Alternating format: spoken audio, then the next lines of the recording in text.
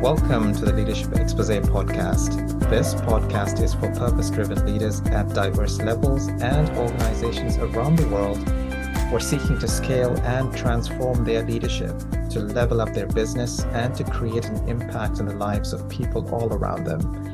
Business and boardroom topics, trends, innovation, transformation, and the intersection with leadership is the focus. We enable success. I'm your host, Stephen Paul. I'm excited to have Aziz on the show today. Aziz is the founder and CEO of Global Legacy Consultancy and Training. He's a visionary HR leader and executive coach with professional cross-industry experience. Aziz previously worked as the CHRO for a leading company and continues to hold multiple roles. He's featured in national TV and radio shows and is also an author of a bestseller, Prevail. Welcome, Aziz. How are you doing today? Hi, Stephen. It's been great to be on the show. Excellent. For the purpose of our audience, tell us where you're based. Well, I'm based in Kuwait, and I'm happy to say that also I have my full-time job at Bobian Bank as head of learning and talent. Basically, this job will help me grow and fulfill my legacy.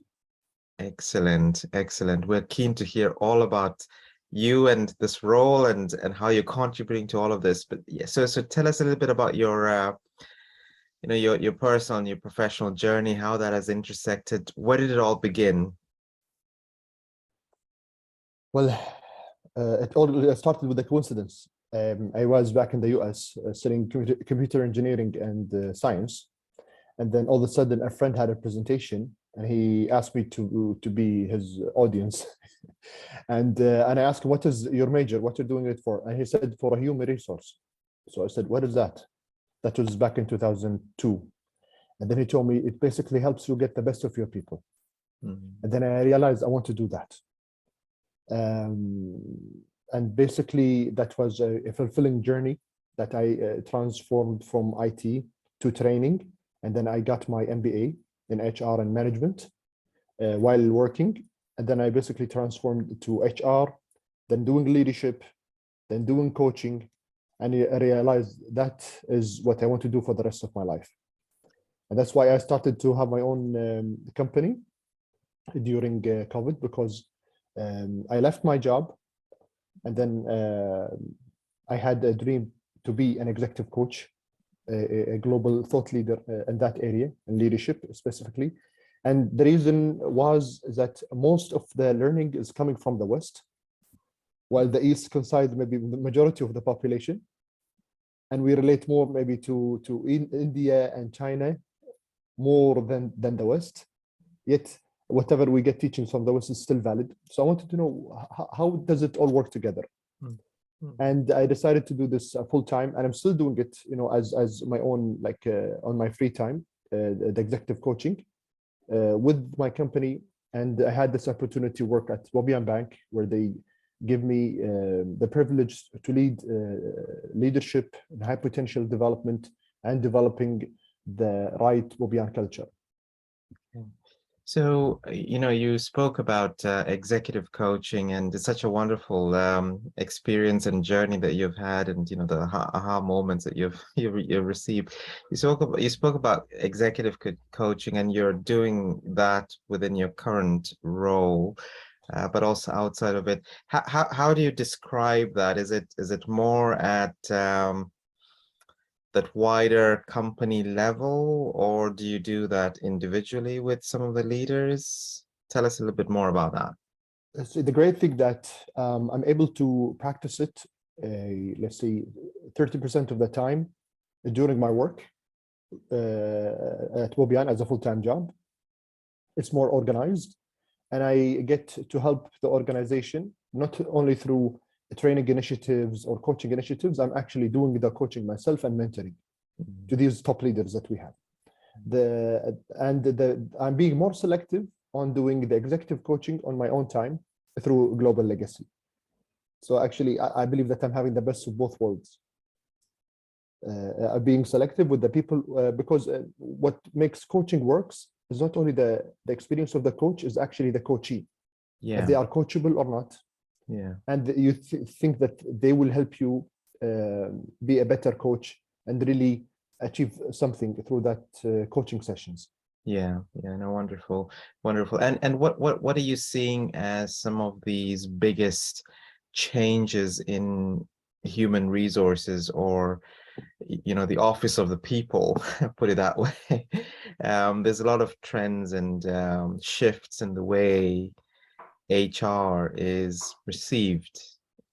How do you see that, and how are you experiencing that in Kuwait, for example, or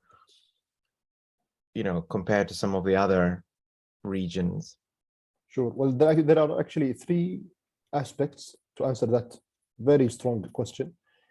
First of all, we are still human resource, and by that I say that we are doing it the old way, because human resources forces you to think of people as cost, as resources, and we do not really consider being genuine and investing in those people in terms of time, effort, mindset, and also adapting your leadership style as per your team. And that hit us very hard with COVID. So no, everyone had to change. Some of them did it willingly, some did it proactively, where the remaining, and especially I'm talking here about the region, they were forced to change. So now I'm realizing they're going back to the old management style, where you need to do more of coaching, more enabling, more adapting, more proactive, more open, okay? And changing all the orthodox thoughts that we had. You have to come to work, you need to do this, and you need to do that, and we treat all the same. While diversity, inclusion, ESG, it doesn't come from nowhere. It came for a reason, okay? And it's hitting us one way or the other. We all need to be considerate of the environment. We need to be considerate of other people's needs, and we need to be considerate of how we live our life.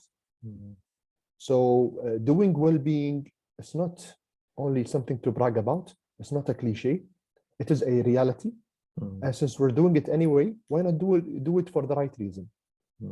And there is why I pity, some the management, personnel, or some organizations that are actually investing in training. They're investing in well-being. They're doing all these initiatives, but if they only believed, and really put the extra effort by reflecting that on their actual behavior, that 10% will make all the difference. Otherwise, it will be just an initiative and it will fade away, and all the money will be wasted, and people more and more will lose interest and faith in management. And by default, HR, gets the cold. So the way I describe HR is the heart rate of the organization. Yeah. And the stronger the heart, the stronger the organization. Yeah. And you touched on something very, very important, right? It's the essence of culture, that behavior. And if people are actually applying that or demonstrating those behaviors, then things become a lot more better within an organization, but also within the individual as well. Do you find those types of conversations happening, as in like the need for that? Do you find that happening in some of these organizations when you're having these coaching sessions, for example, with executives or anyone else for that matter? Do you see that actually happening, or is it still a little further away? I doubt it's happening, especially when I do the executive coaching, the external coaching out of Bobian, because all they talk about is strategy, how to lead teams better. So how do I know that they are actually adapting and having this mind shift if they talk more about being authentic, about being genuine, about actually getting the best of individuals? What they care about is how to get more profit. You're getting profit anyhow. And the thing is, there is a lot of articles that I wrote about. There's a lot of interventions that I participated in the past 2 years, talking about the great resignations. It happened during COVID. While actually it says one thing. It said that this is the great realization. People reevaluated the way they want to live their life. And it's not just news, it's reality. Yeah. We see it here, even in Kuwait, people going to the gym more, they're becoming more cautious about their life, they're becoming healthier, and they're really considering living a better lifestyle. Yet when it comes to the work environment, it's still the same. And I know it's coming.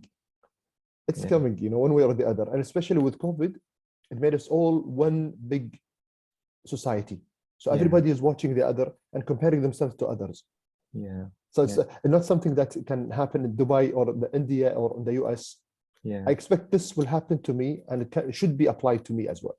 Yeah, yeah. And just continuing on that theme as well, I know you touched on this one, but are you able to share with us what you're seeing as different ways of practicing HR in, let's say, Kuwait and that particular region versus some of the practices in other sides of the globe? Well, we are blessed in Kuwait that we are not 100% secular state, and we're not 100% democratic. We are a mix. We are a good mixture of many. Yeah. And the government really pushes to high level a sense of well-being. But we're not capitalizing on that. So whenever we have an additional holiday or less working hours, people take it for granted to travel, not to reflect, not to increase their well-being. So I would say that even the people themselves are not really aware enough of capitalizing on what matters. More quality time. I don't see that happening. More family time. I don't think. I feel that whenever you give them more, and even in the coming days, they're talking about having only 4 working days in the public sector and maybe the private sector. I don't think it will happen for the right reason. That's why I'm against it. If we don't change the mindset and reevaluate individual productivity, not only at work, in society, then it will be go for granted, and then we will be losing a lot of money as a society. We're not going to be having the quality that we expect. Yeah. No, excellent. Aziz, are you able to share your, an experience or a story that comes to your mind, from your time as a senior leader, even now, that has resulted in a highly positive outcome? I know you touched on a few examples, but is anything that you want to share above that? I would always go back to the time at COVID, where we as leaders were vulnerable. This happened at my previous company and the new company, because when I joined both, it was a transition. And in between, I also worked with many, well-known firms in Kuwait, whether it's in F&B or in engineering. They all shared the same thing. They were most effective when they were vulnerable, when the level of communication was through WhatsApp, not through emails, when there were less rhetoric, more daily conversations, and people, top management made jokes with people because they're wearing their pajamas, while doing their Zoom calls and meetings. This is where everybody felt that I'm blindly following my leadership. So I found this in the retail, I found this in the banking, I found this in the companies that I worked with. People are people. So whether they're leaders or managers or whatever role they are playing, there are no boring people. Like, for example, you say, like, for example, IT or auditing or HR, even sometimes. No, everything is interesting, and every conversation is interesting, and it's important. Otherwise, why this role exists in the organization?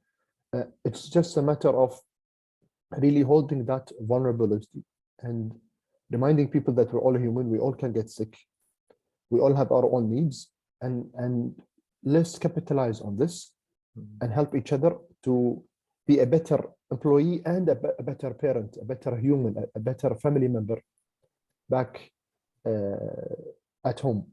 So then you have this 360 holistic positive energy throughout the day. If things go bad at work, it goes, you can fix it at home, and if things go bad at home, you fix it in your office. Yeah. Amazing. And you're a bestseller author. Tell us a little bit more about Luckily, your book. Well, how did it's that come actually, about? especially when I promoted my book in the Indian market, that's where it really hit very high, and I'm blessed for that. People don't know me. I think what really made the difference is the concise summary of the book and the foreword from Dr. Marshall Goldsmith. With the push of promotion, it made it happen. He's very famous in India. He's also famous maybe in Dubai, but not so famous in Kuwait and in Amazon. Especially my book is in English. And that was the thing. I wanted to contribute to the leadership, the thought leadership in coaching HR. Yeah. And I really wanted to test my ideas. And it appears that people found it useful.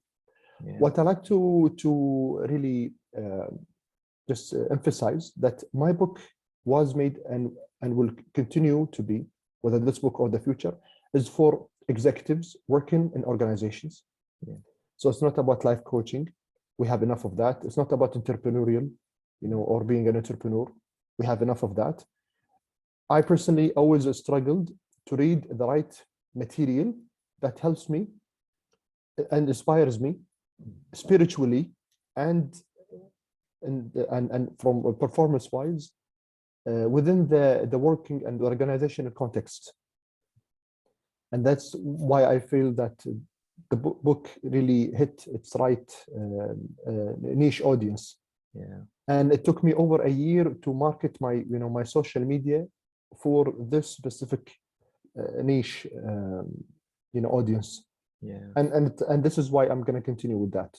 Yeah, amazing. I mean, like the thought process of actually creating and authoring content and a book and getting that published, and that just demonstrates how you are making waves with the ideas that you want to embody within other leaders as well. So well done for pulling that together.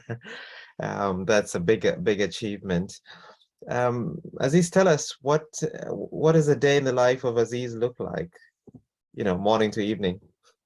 Okay, you will be shocked. It's not ideal, all right? I've been struggling to start my day at 5 a.m. It never did, okay? But for sure, when I start my day, whether it's at 6 a.m. or a little bit before, a little bit after, I do my prayers in the morning, and then I have a decent breakfast, okay? So that I will be able to have my coffee or the snack or whatever I can have at work. Most importantly, I don't rush to work. Okay, I always remind myself, it's just a quick reflection for 2 minutes that this is an opportunity to achieve and pursue my vision, okay, my purpose, and I'm getting paid for it. So it doesn't get any better for that than that. And then when I go to work, I try not to waste 1 minute of my time, because this is my playground.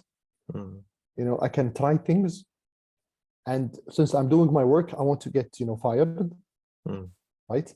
Trying to really stretch yourself in terms of relationships, because relationships is what really matters. It's not how smart you are and only the deliverables. Yeah.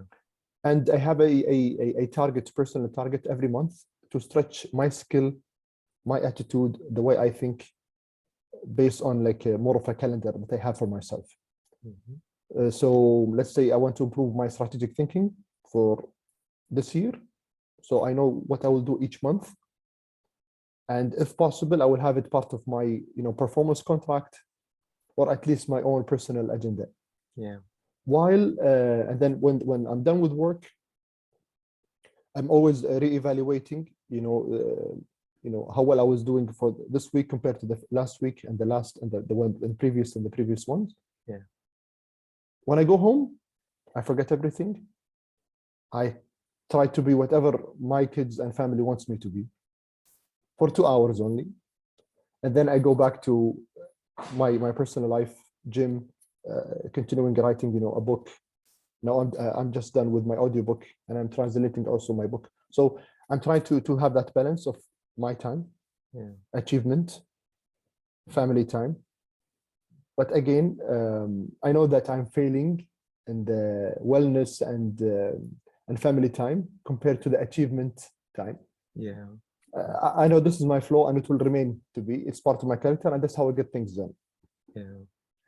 But the self-awareness is immense, and the fact that you are saying that out loud is big, because you're aware of that shortcoming, or the way you perceive that.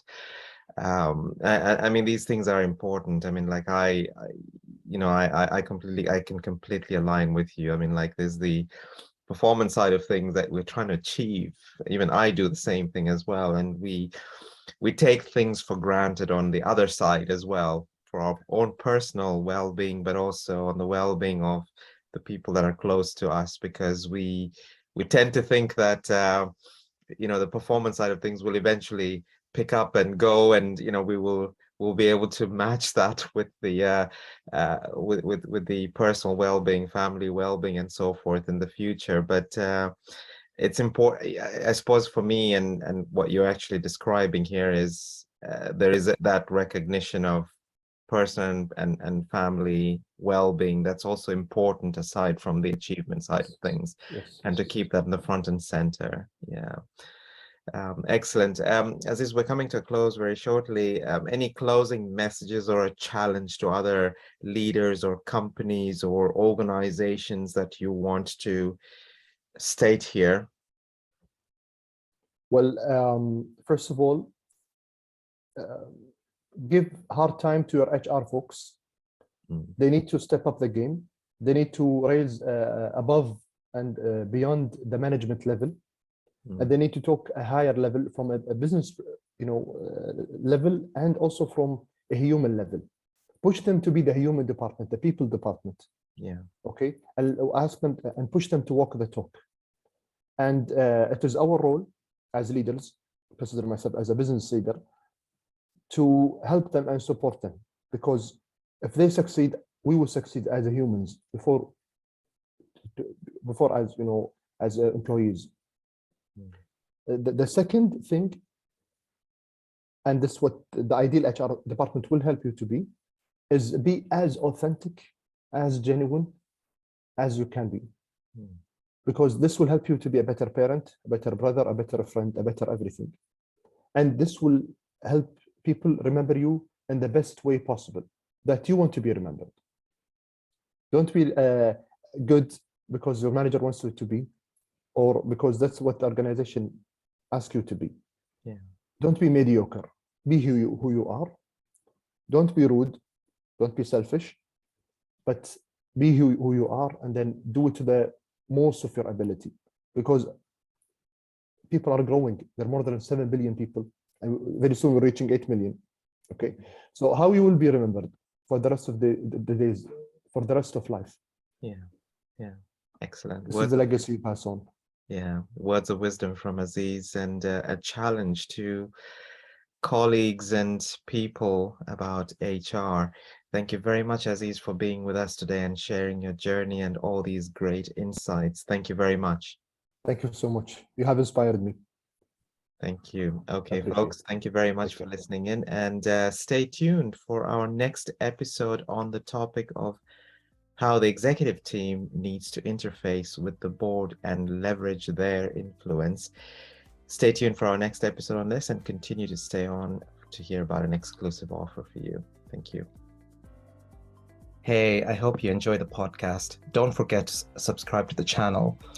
You're now seeing this part of the video also because you consume some of my content, insights, and teachings. Maybe you've been to my LinkedIn page or website or seen other social media ads or listened to my podcast. I'm Stephen Paul, a business and transformational executive coach, strategic advisor, leader, and board member. I've been in diverse roles, corporate executive, entrepreneur, and worked with businesses and firms of all sizes, built and launched businesses, created high-impact boards, and so forth in 4 continents. I get it. I've been there, done that, but what is different is I bring a unique perspective and a playbook. I've helped 100+ business leaders just like you to scale and align their leadership top teams, the board, and overall business for growth. Leaders like Ivana from medium-sized company in the EU who grew 150% and expanded globally in under 5 months. After she started to work with me over facilitated sessions in an initial 3 days, I helped fine-tune their strategy and align their leadership team and board to be a cohesive driving force to achieve their dreams and outcomes. I want to teach you the same thing and more on how to scale and align your leadership team and board so you can increase your business growth and value. Get clarity on what is the next right strategy for you. There are multiple ways we can work with you. Number 1, click the link for a free, non-obligatory 60-minute initial strategic session. Let's get a feel for your dreams, your vision, your challenges, and let me convert that into a route map for you where we can co-develop and co-pilot. Number 2, enroll in an innovative and intuitive digital online course that I have curated, created to help you transform. It's called Unshakable Resilience. It is the ultimate program for individuals and business leaders like you who want to be equipped at a personal and professional level to respond to any form of challenges or in crisis situations and take on opportunities with grit, resilience, and build a mindset of success. In essence, you want to be unshakable, thrive in crisis, take on opportunities in the face of adversity, and build a success mindset. So, click the link below to learn more on how I can personally help you individually and your firm to scale and align your leadership team and business and pivot in a transformational way. And for you to experience this, whatever the challenge you're facing, get in touch with me. Let's discuss, and I will share my insight rapidly to enable your transformation. Click the links below.